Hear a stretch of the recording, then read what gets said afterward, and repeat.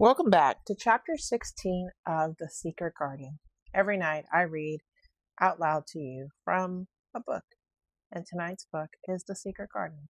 So cozy in, get comfortable, and let's get into it. Chapter 16. I won't, said Mary. They found a great deal to do that morning, and Mary was late in returning to the house, and was also in such a hurry to get back to her work that she quite forgot Colin until the last moment. Tell Colin that I can't come in and see him yet, she said to Martha. I'm very busy in the garden. Martha looked rather frightened. Miss Mary, she said, it may put him all out of humor when I tell him that. But Mary was not as afraid of him as other people were, and she was not a self-sacrificing person. I can't stay, she answered. Dickon's waiting for me, and she ran away. The afternoon was even lovelier and busier than the morning had been. Already nearly all the weeds were cleared out of the garden, and most of the roses and trees had been pruned or dug about. Dickon had brought a spade of his own, and he had taught Mary to use all her tools, so that by this time it was plain that though the lovely wild place was not likely to become a gardener's garden, it would be a wilderness of growing things before the springtime was over. There will be apple blossoms and cherry blossoms overhead, Dickon said, working away with all his might. And there will be peach and plum trees in bloom against the walls, and the grass will be a carpet of flowers. The little fox and the rook were as busy as they were, and the robin and his mate flew backward and forward like tiny streaks of lightning. Sometimes the rook flapped his black wings and soared away over the treetops in the park. Each time he came back and perched near Dickon and cawed several times as if he were relating his adventures, and Dickon talked to him just as he had talked to the robin.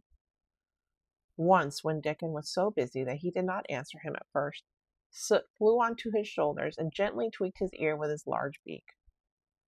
When Mary wanted to rest a little, Dickon sat down with her under a tree, and once he took his pipe out of his pocket and played the soft, strange little notes, and two squirrels appeared on the wall and looked and listened. Tha's a good bit stronger than tha was, Dickon said, looking at her as she was digging. Tha's beginning to look different, for sure. Mary was glowing with exercise and good spirits. I'm getting fatter and fatter every day, she said quite exultantly. Mrs. Medlock will have to get me some bigger dresses. Martha says my hair is growing thicker. It isn't so flat and stringy. The sun was beginning to set and sending deep, gold-colored rays slanting under the trees when they parted. It'll be fine tomorrow, said Dickon. I'll be back at work by sunrise. So will I, said Mary. She ran back to the house as quickly as her feet would carry her. She wanted to tell Colin about Dickon's fox cub and the rook and about what the springtime had been doing. She felt sure he would like to hear. So it was not very pleasant when she opened the door of her room to see Martha waiting for her with a doleful face. What is the matter? She asked. What did Colin say when you told him I couldn't come? Said Martha. I wish that'd gone. He was nigh going into one of his tantrums. There's been a nice to do all afternoon to keep him quiet. He would watch the clock all the time. Mary's lips pinched themselves together. She was no more used to considering other people than Colin was, and she saw no reason why an ill-tempered boy should interfere with the thing she liked best. She knew nothing about the pitifulness of people who had been ill and nervous, and who did not know that they could control their tempers and need not make other people ill and nervous too. When she had had a headache in India, she had done her best to see that everybody else also had a headache or something quite as bad. And she felt she was quite right. But of course, now she felt that Colin was quite wrong. He was not on his sofa when she went into his room. He was lying flat on his back in bed, and he did not turn his head toward her as she came in. This was a bad beginning, and Mary marched up to him with her stiff manner. Why didn't you get up? She said. I did get up this morning when I thought you were coming, he answered without looking at her. I made them put me back in bed this afternoon. My back ached and my head ached, and I was tired. Why didn't you come? I was working in the garden with Dickon, said Mary. Colin frowned and condescended to look at her. I won't let that boy come here if you go and stay with him instead of coming to talk to me, he said. Mary flew into a fine passion. She could fly into a passion without making a noise. She just grew sour and obstinate and did not care what happened. "If you send Dickon away, I'll never come into this room again," she retorted. "You'll have to if I want you," said Colin. "I won't," said Mary. "I'll make you," said Colin. "They shall drag you in." "Shall they, Mr. Rajah?" said Mary fiercely. "They may drag me in, but they can't make me talk when they get me here. I'll sit and clench my teeth and never tell you one thing. I won't even look at you. I'll stare at the floor." They were a nice, agreeable pair as they glared at each other. If they had been two little street boys, they would have sprung at each other and had a rough and tumble fight. As it was, they did the next thing to it. "You are a selfish thing," cried Colin. "What are you?" said Mary. "Selfish people always say that. Anyone who is selfish who doesn't do what they want. You're more selfish than I am. You're the most selfish boy I ever saw." "I'm not," snapped Colin. "I'm not as selfish as your fine Dickon is. He keeps you playing in the dirt when he knows I am all by myself. He's selfish, if you like." Mary's eyes flashed fire. "He's nicer than any boy that ever lived," she said. He's like an angel." It might sound rather silly to say that, but she did not care. "A nice angel?" Colin sneered ferociously. "He's a common cottage boy off the moor." "He's better than a common Rajah," retorted Mary. "He's 1,000 times better." Because she was the stronger of the two, she was beginning to get the better of him.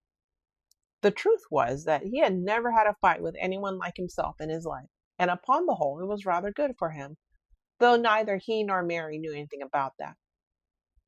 He turned his head on his pillow and shut his eyes, and a big tear was squeezed out and ran down his cheek. He was beginning to feel pathetic and feel sorry for himself, not for anyone else. "I'm not as selfish as you because I'm always will, and I'm sure there's a lump coming on my back," he said, "and I'm going to die besides." "You're not," contradicted Mary unsympathetically. He opened his eyes quite wide with indignation. He had never heard such a thing said before. He was at once furious and slightly pleased, if a person could be both at the same time. "I'm not?" he cried. "I am. You know I am. Everybody says so." "I don't believe it," said Mary sourly. "You just say that to make people sorry. I believe you're proud of it. I don't believe it. If you were a nice boy, it might be true, but you're too nasty." In spite of his invalid back, Colin sat up in bed in quite a healthy rage. "Get out of the room," he shouted, and he caught hold of his pillow and threw it at her.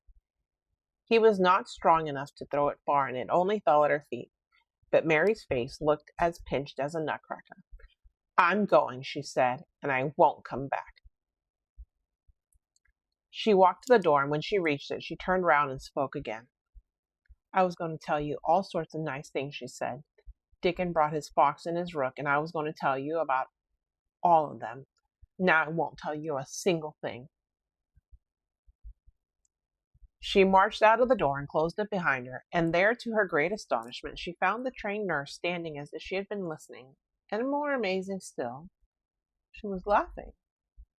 She was a big, handsome young woman who ought not to have been a trained nurse at all, as she could not bear invalids, and she was always making excuses to leave Colin to Martha or anyone else who would take her place. Mary had never liked her, and she simply stood and gazed up at her as she stood giggling into her handkerchief. "What are you laughing at?" she asked her. "At you too, young one," said the nurse. "It's the best thing that could happen to the sickly, pampered thing to have someone to stand up to him that's as spoiled as himself," and she laughed into her handkerchief again. "If he'd had a young vixen of a sister to fight with, it would have been the saving of him." "Is he going to die?" "I don't know, and I don't care," said the nurse. "Hysterics and temper are half what ails him." "What are hysterics?" asked Mary. "You'll find out if you work him into a tantrum after this. But at any rate, you've given him something to have hysterics about, and I'm glad of it." Mary went back to her room, not feeling at all as if she had when she had come in from the garden. She was cross and disappointed, but not at all sorry for Colin.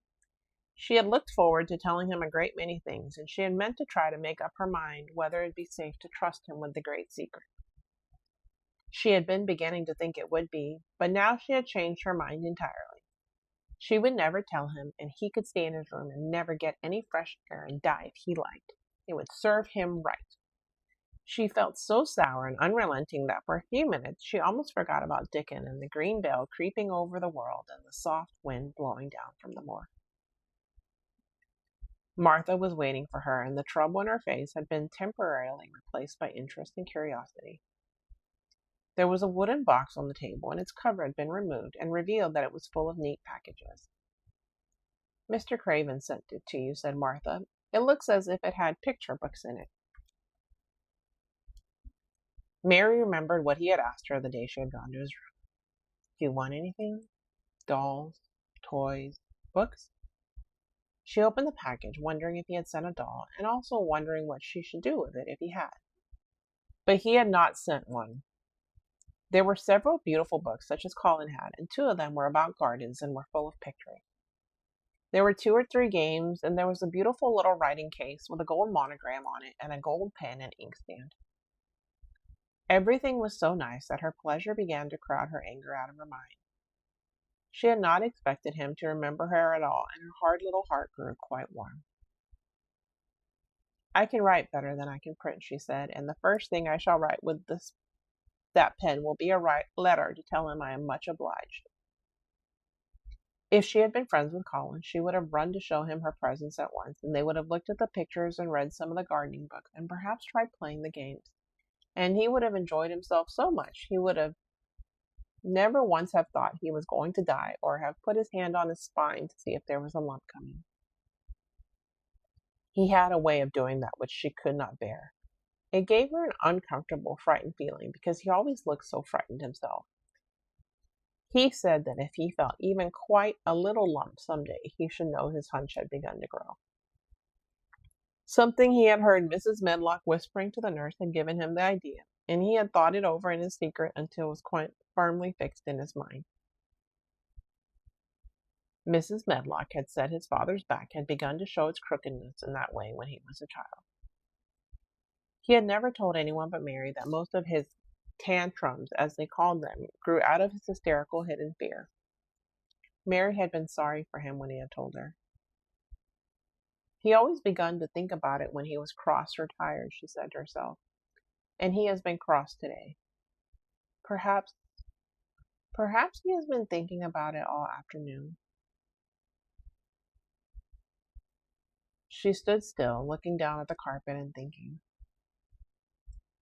"I said I would never go back again," she hesitated, knitting her brows. "But perhaps, just perhaps, I will go and see if he wants me in the morning.